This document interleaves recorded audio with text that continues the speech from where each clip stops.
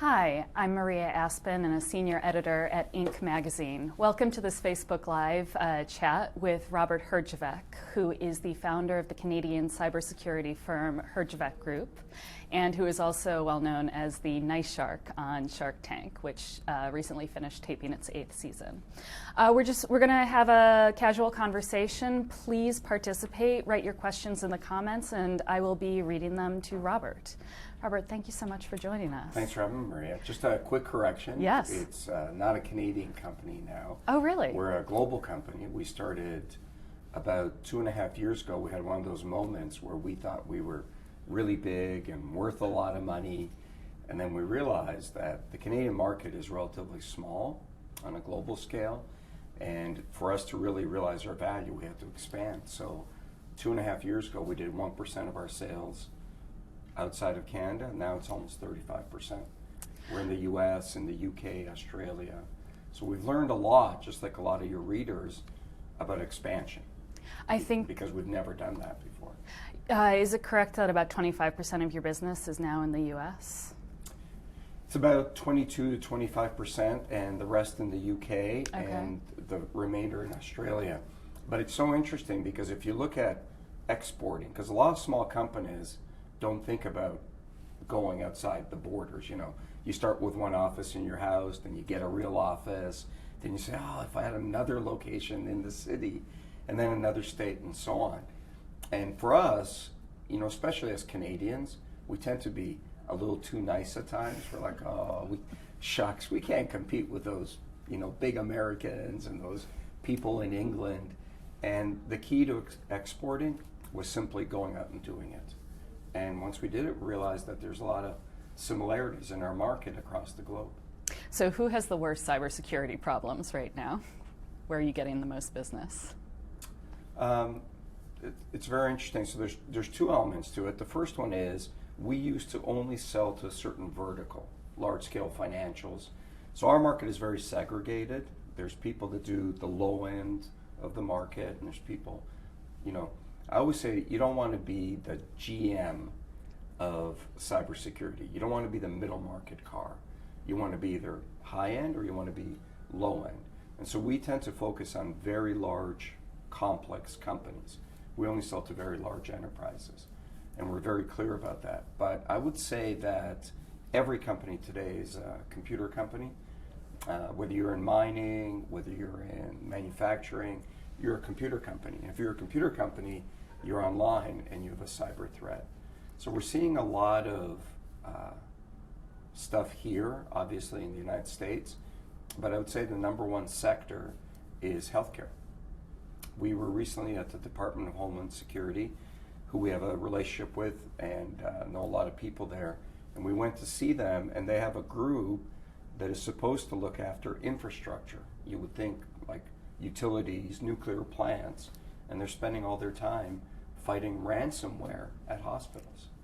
Well, I mean, cybersecurity and hacker attacks have been in the news so much, whether it's whether it's the WikiLeaks. Did you know that you know about the large cyber breach last week? Yes. Brought down Twitter, Amazon for a while. It did. You know, one of the reasons that was so catastrophic was because of the Internet of Things. What people don't realize is as you connect everything to the internet, from your fridge to your baby monitor, all those things can become relay points for a large, massive cyber breach and an attack. And so one of the reasons the attack last week was so bad is they actually used home-connected devices to relay in attack stations. So what would your advice be to me and to all of our viewers? What steps should we take, like, today to make sure that we're less vulnerable to those attacks? Get offline and go live in the woods. Okay. No, I think that you have to accept that and realize that the internet is obviously has huge benefits for everybody in our lives, but just some basic things. Never open an attachment unless you know who it's from. Never enter any type of personal information online that is really personal, like your PIN number. No bank, financial institution will ever ask you via email for your PIN number or any element of security. Never give your mother's maiden name in an email format, because again, no institution is ever going to do that for you. A lot of the websites now have two-factor authentication. So that's where like I would need to put in my phone number and get a text message, right? Yeah, so you would go on, Amazon has it now and a lot of other sites, and you go on and they text you back a code and you have to enter it. So that always helps. And don't do personal bank related type of stuff in public Wi-Fi. Okay. Public Wi-Fi is public Wi-Fi. And so Leaky. you just have to be careful with it. So I would imagine this has been great for business. It's been very good for our business. You know, it's funny because we've been doing the same thing. I've been in the cybersecurity business for 30 years. And I used to be the guy at the back of the party that nobody ever wanted to talk to. What do you do? I'm in the cybersecurity business. What's that? Oh, I work on computers. And people are like, oh, I just bought this laptop. Can you fix it? And I can't. I only know cybersecurity. But the market's kind of caught up to us. So this company, we've been in business for 12 years, and we really feel that the market's caught up to us. But, you know, like a lot of your readers, being successful or growing, I always think it's 25 things, 12 of which you control, 13 which you have no control over, but you have to be smart enough to realize they're happening and try to leverage them and take advantage of them. Could you take us back to some point in those past 12 years where things were not looking as good, where you didn't know how you were going to go forward? Like, how did you continue grinding it out and find the motivation to stay in business? Oh gosh, you know, like every business, all my friends who've never started a business always look back and go, wow, you're so lucky. You started this company and you did 400,000 sales the first year and you're into 160 million this year. You're so lucky. And they think it's always this linear growth curve. Anybody online right now knows that's run a business. It's like this and then like this and then like this and then like this. And so it's different plateaus. And I think every business reaches a plateau where it faces a crunch on whether it's going to grow or not. And it's about going through those plateaus. And we've had them all. In our first year, we thought we would do 5 million in sales because we're great at what we do. And so we thought, we're great at what we do. People will love us. How could they not buy from us? We did 400,000. And we learned a very valuable lesson. We went to see all our customers and we said, you know, we're back in business. We had another company before, but we've been out of business for 3 years. And what we learned was nobody leaves good enough for potentially better. So customers were saying to us, we love you, you're great, we know your engineers are incredible, but if our existing supplier, the incumbent, messes up, we'll call you. And I was like, oh my gosh, we're like a retail business. Right. We're sitting around. You never want your strategy to be based on the other guy screwing up. You want your strategy to be based on value that you can add. So we had to retool, and you know, it was really tough. It took us 5 years to get to 6.2 million in sales. In the next 5, we get to 160 million, and our target next year will be 200 million. So how did you change people's minds? How did you make them come back to you rather than waiting for the other guy to screw up? We abandoned what we were selling. We originally started selling managed security and adding a lot of value. But we realized was we had been out of the business and the market was immature. So we wanted to sell this, but you have to listen to your customers. Our customers were saying to us, yeah, we'll buy that stuff one day, but here's what we're buying today. And so we went right back to the drawing board. We started selling anti-spam software, which wasn't really considered a security thing. It was about as low tech in our business as you can get, and nobody really wanted to do it. We really kind of felt like, why do we start the company to sell this? But it was necessary. You know, the best way to get a customer is to sell them something. And the best way to upsell somebody is to have a customer. And so we kind of got our heads around, which was really hard. You know, it's really hard to be the big guy and sell something really valuable and then just sell this. But it was a great way to get customers. I wondered if we could go back to the beginning and your background. You have a liberal arts degree. I do. What did it do to prepare you for your business today? Yeah, it's funny. I went to university and I didn't have a lot of money. So in the last year of high school, there was a contest, and I was living in Canada at the time. So Ontario ran a contest, the province I was living in, and you wrote this accounting test. And I came third in the entire province out of tens of thousands of kids.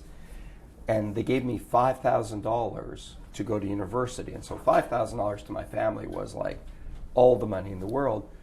And I studied business and accounting. And after 6 months, I was so bored out of my mind, I quit. And I was actually going to drop out of university. And I went home, and my dad sees me at home in the middle of the day. And he's like, "What you doing home?" And I'm like, university, it's not for me. I'm going to get a real job. And he looks at me, and he comes up to me literally like this far away from my face, and he says, "Look, I love you. You go back to school or I kill you. Bury body backyard, nobody find." And I really thought he meant it. So I was the first person in my family, and his family, and my mother's family that had ever gone to a post-secondary education. Wow. So for me, getting a university degree, I didn't care. He did. And so I went back, and I hung out on campus for about 3 days. And one of my best friends at the time, she was getting a liberal arts degree. And I said, how does that work? What's your degree? And she goes, classical English literature. I said, how does that work? She goes, you get a book on a Monday, you read it like a Dickens 800-page book, and Friday you show up and you argue about it. I'm like, oh, is there like a test? She goes, no, it's completely your opinion. There's no right or wrong. I'm like, what? Sign me up for that. And so that's why I went to classical English literature, and that's my degree. And I went into it because I love to read, and I thought this is easy, but I actually learned a lot, because when you read an 800-page book that's really complicated in old English Dickens type of literature, you have to take those concepts and explain it to a bunch of other people. So it gave me the ability to take in a lot of information and boil it down to something and be able to explain it to others in layman language. So is there any one right way to get educated before you start a business? I mean, there are all these different schools of thought that you shouldn't go to college at all to you should go to business school. There's no one right way, but there's a couple of wrong ways that if you're a college student watching, you shouldn't do. Number one is don't go into massive debt to get a post-secondary education. You will regret it, and it will be really hard. Number two is definitely get a post-secondary education. Everybody is getting a post-secondary education today. If you don't have one, you stand out. So if I get 100 resumes today and 2 don't have a post-secondary education degree, I don't look at those. And 3, nobody cares about your degree after your first job. Nobody.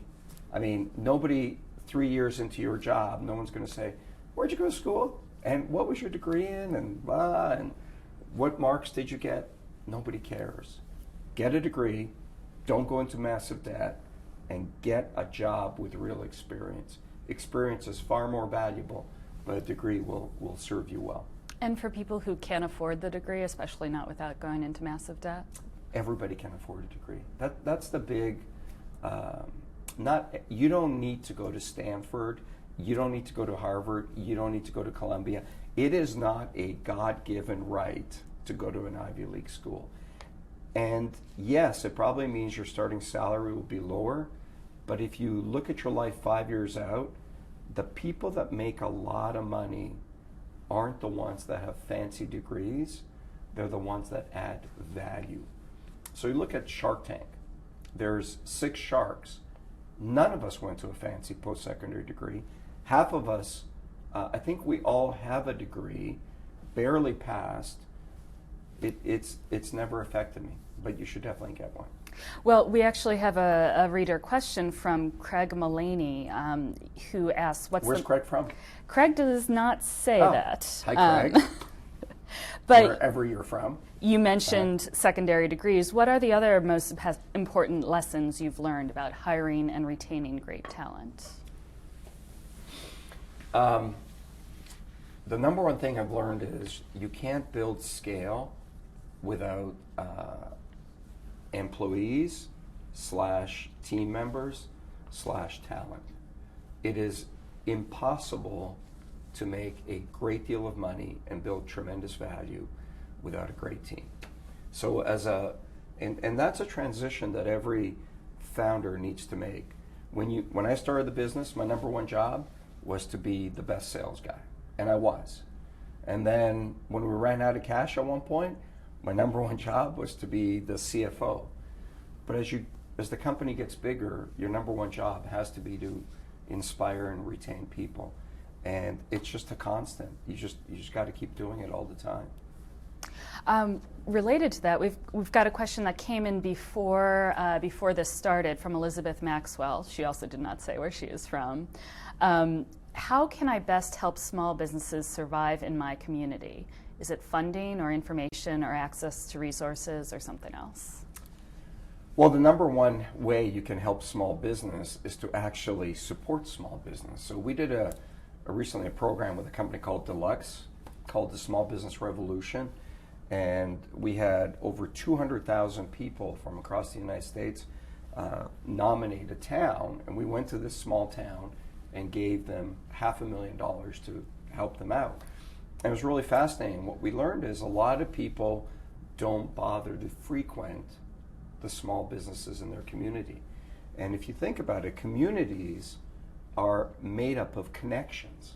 The very definition of a community is people that are interconnected. So I always say to people, go to the local hardware store, go to your local dry cleaner, go to your local coffee shop, like you guys all do here for the $3 coffees downstairs.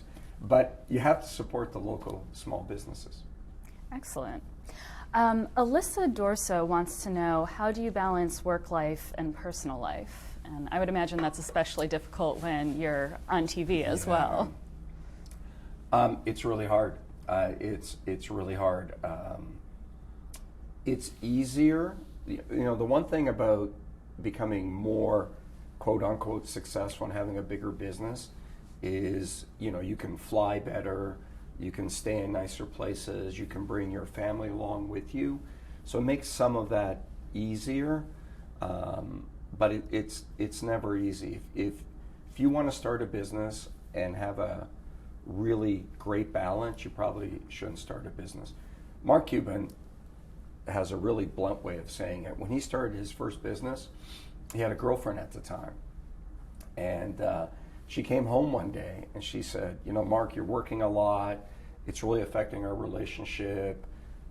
You've got to make a decision. It's either the business or it's me. And Mark looked at her and said, what's your name again?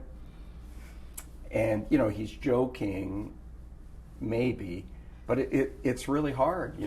The business, anybody who started a company and seen it grow and seen it start to succeed realizes it becomes a living, breathing entity, and it takes on a persona and a life of its own, and it doesn't care about you. It's like a baby. When it wants to eat, you got to feed it. When it needs more cash, it needs more cash. There are no holidays, there are no weekends, there's nothing when you run a business like that. It's really hard. Well, if you wouldn't mind me asking about your personal life, you recently got married, Mm-hmm. and I wondered, how did you and your now wife approach those sorts of discussions about how you're going to balance your business obligations with your personal obligations? Yeah, for me, it's a little easier because, I get to travel better and I get to go back home. So, we have a home base, and I always try to be home on weekends, and I always try to bring people along and just make it more fun. But it's also important to have somebody who understands that and is going to be supportive of that. My wife is on a TV show, and part of her job is she goes away for 3 months to another country. And so, it's give and take. She supports me, but I support her too. Excellent. Christy Burton, well, actually, following up on that, I'm going to go with a different Christy. Christy Alexson asks, what are some daily practices you do for self-care? So to take care of yourself in your personal life. I like to work out every day. I'm not right now, but if I don't work out, I know I didn't. So that's, it's like they always say the key to any problem is to recognize you have a problem. So I'm so in tune with that. If I don't work out today, I'll feel it and I'll know it. And for me, it's just a matter of stress.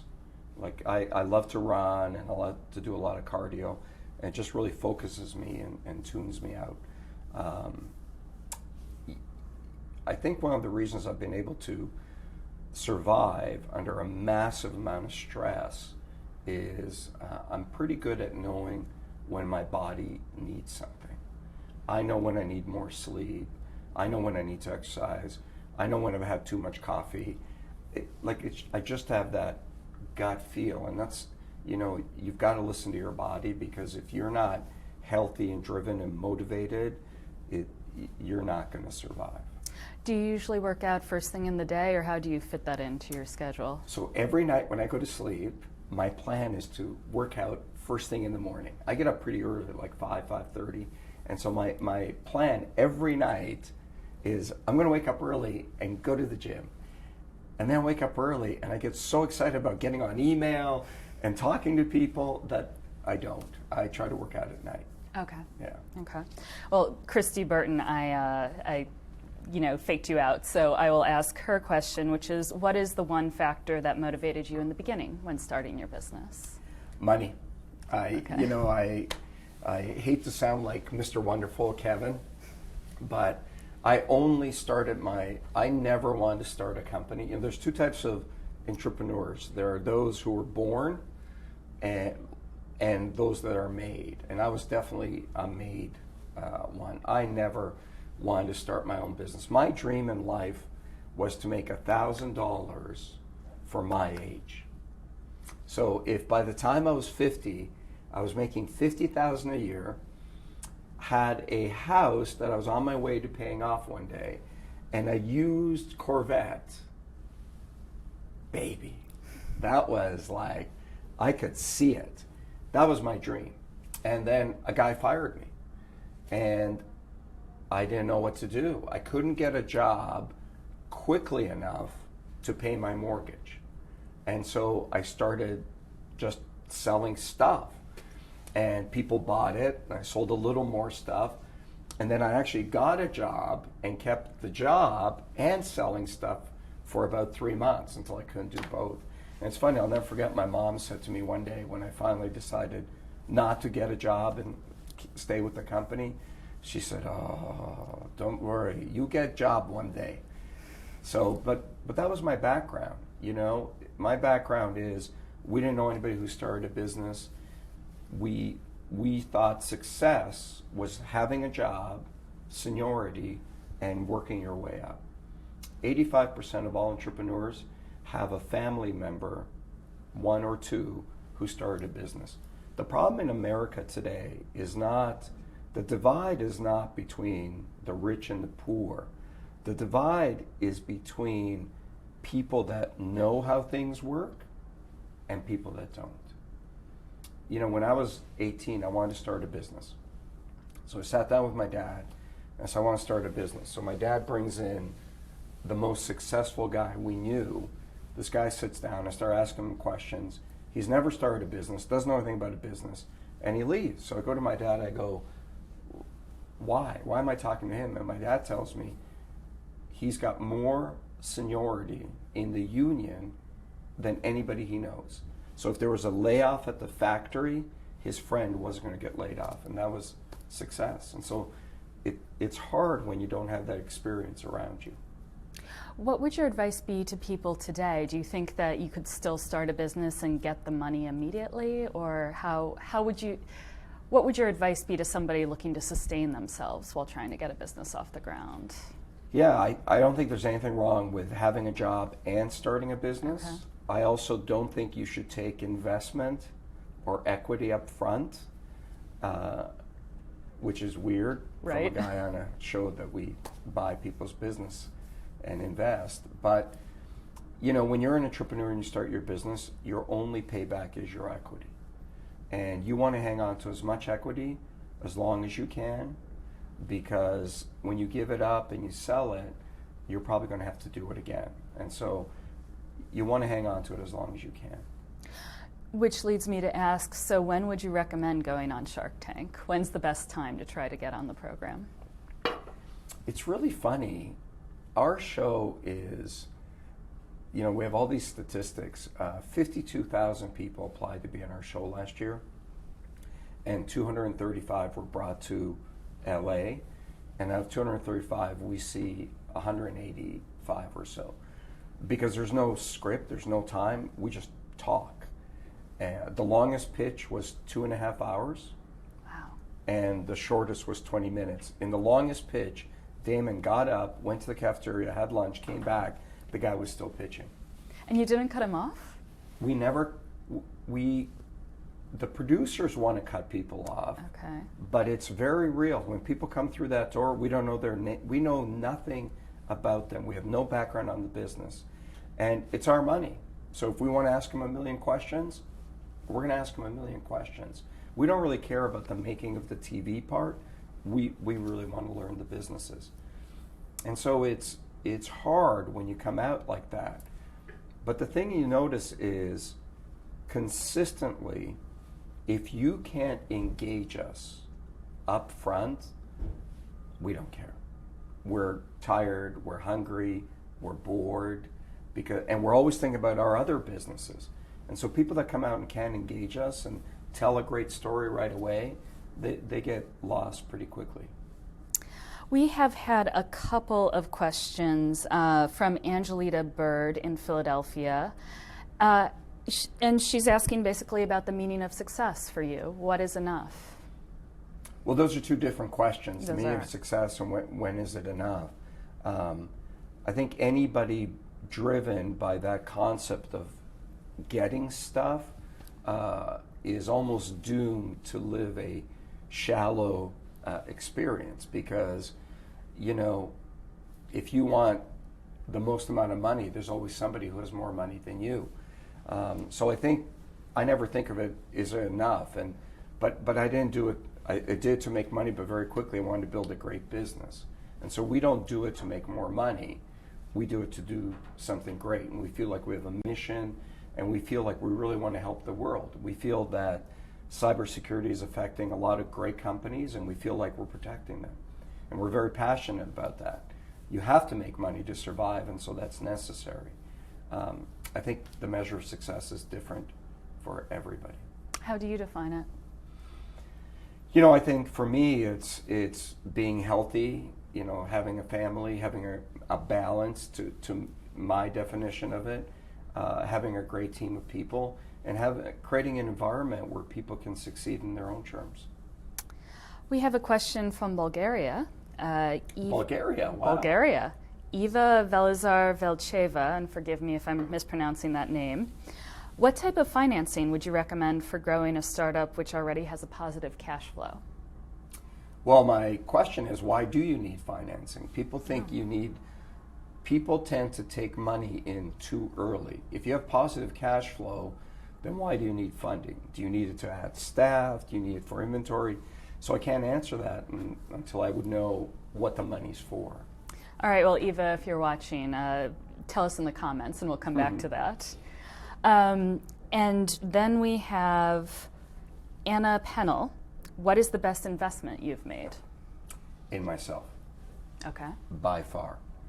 The biggest investment, unless you come from wealth, unless you have a fancy degree from a fancy university, unless your parents are going to help you every step along the way, the biggest investment you'll ever make in life is in yourself. You would be shocked how many people stop learning. They don't go on training courses unless their employer pays for it. They don't go to seminars unless somebody is sending them. And so keep investing in yourself. Keep reading, keep learning. Learn a skill on the side. Do anything. because that's the stuff that matters in life. Well, related to your background, we've got a question from Derek McConnell, who asks about your history as an immigrant. Your family came over from Croatia when you were 8, and then you became a Canadian. What's been the most memorable part of the journey?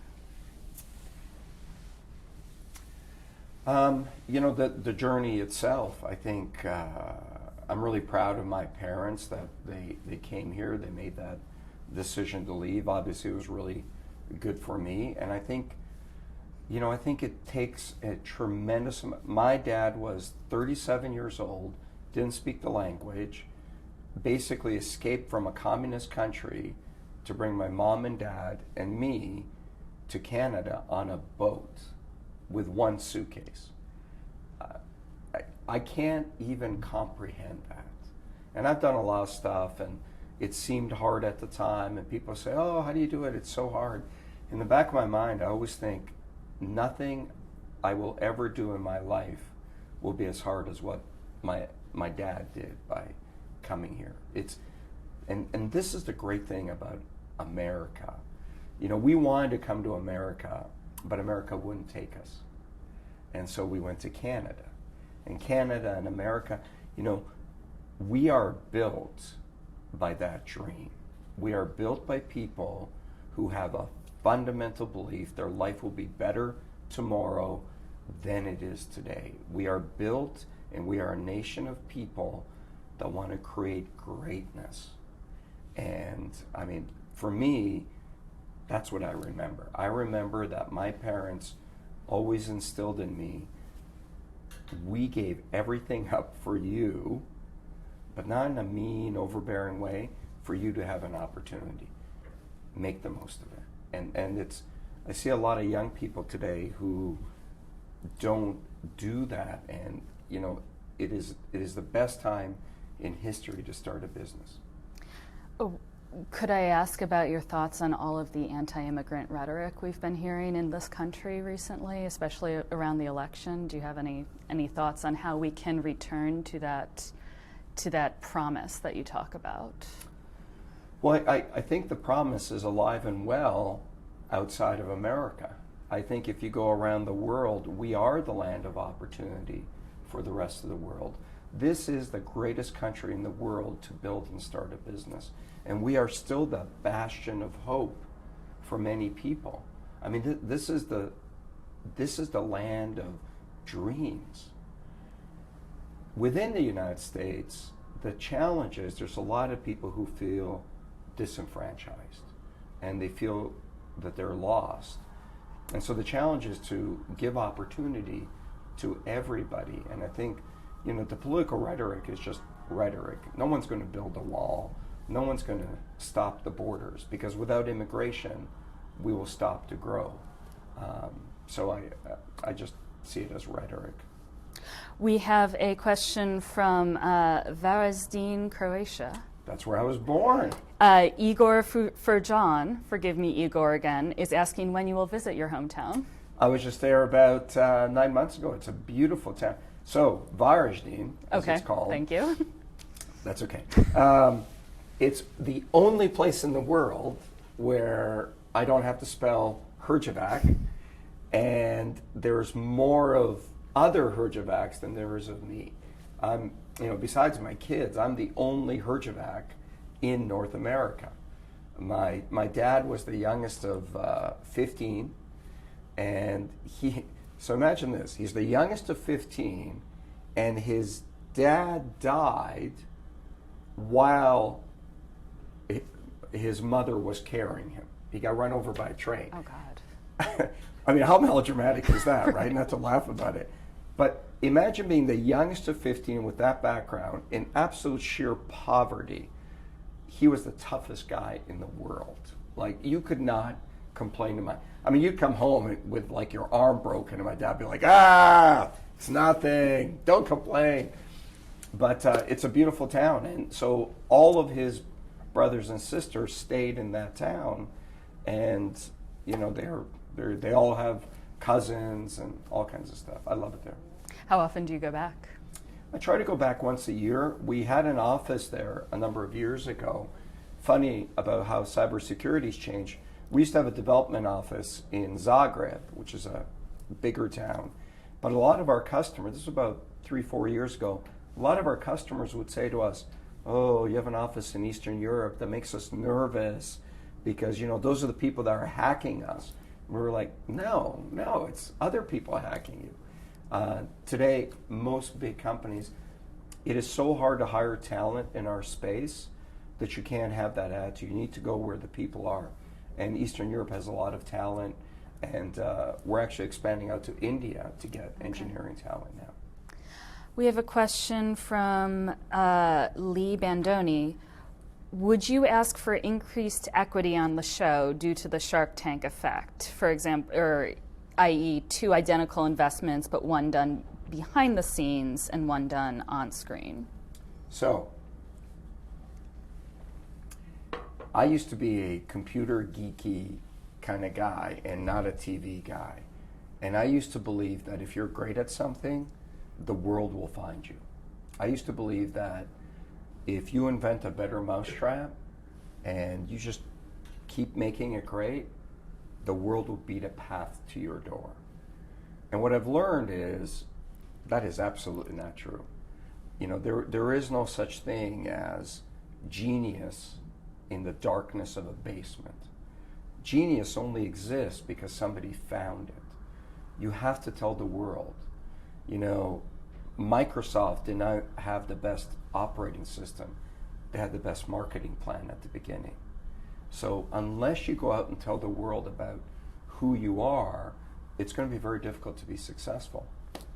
And so absolutely, there's a premium for being on Shark Tank because it gives you incredible exposure.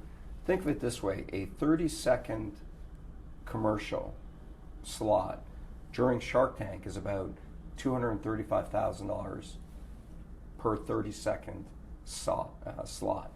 You're getting a lot of free PR. Again, though, it's just PR. You got to do something with it. Well, and we have a couple of questions, including from Jarrell Gresham about social media and marketing, and just what are your tips for getting the most out of that and getting your name out there if you're not on Shark Tank? Yeah, in the last 2 seasons, we've really seen a lot of people. I just made an investment. It hasn't aired, so I can't tell you about it, but it's these 3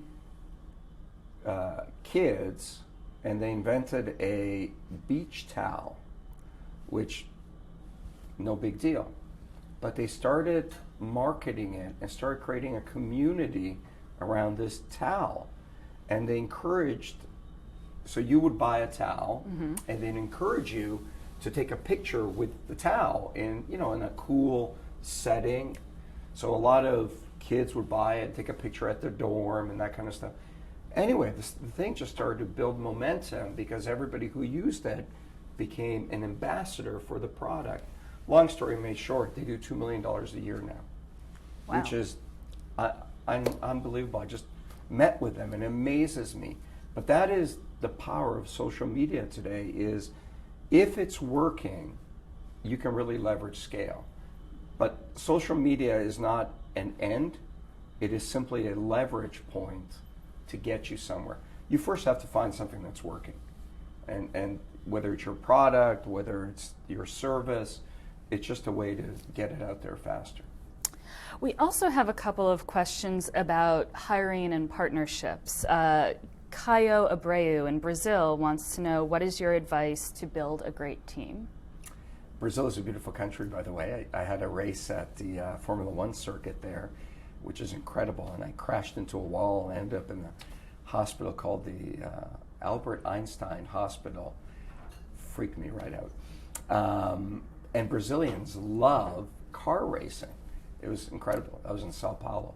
So how to build a great leadership team? It starts with the leader.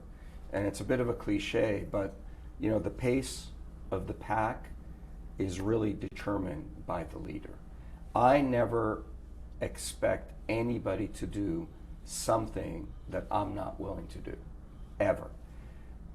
Now, that's hard because you actually have to do it, and sometimes you have to be not so nice about it. So the upside of that is we have a very encouraging environment because we really want you to get ahead, we want you to do your best, and we want you to work really hard, and you'll never be asked to do something that I'm not willing to do. The flip side is, if you're not willing to do it, you probably shouldn't be on our team. So, part of that is also discipline to make sure not everybody's going to fit on your team, and you got to cut those people out when they don't fit. That's excellent. We have another question for advice from Srinivas Reddy in Srinivas, India. What advice would you give to young leaders? What other advice, I suppose? That's such a general question. My advice would be stop asking such general questions.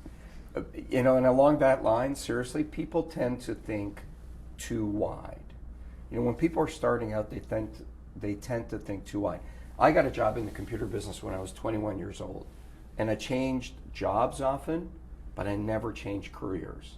So when I turned 30, I have been in the computer business for 10 years, which is an eternity. Biggest mistake young people make is they think of the world in macro systems, but the world doesn't pay you, no one's going to pay you millions of dollars for general knowledge. General knowledge is only good on Jeopardy or Wheel of Fortune. If you want to make a lot of money and be great at something, you have to have a very narrow niche of knowledge. I'm one of the top people in the world at cybersecurity. I've been doing it for a long time. I'm very comfortable in that knowledge. If your phone broke right now and you asked me how do I reboot it, I would have no idea. And you know what? I don't care. I know a little bit about other things, but I'm very good at one thing. So that's my advice is pick a field, stay with it, and become great at one thing, at something. Well, we have to wrap up, and I think that's a great place to leave it. Robert. Thank you. Thank you so much. This was wonderful. Thanks for having me. Thank you.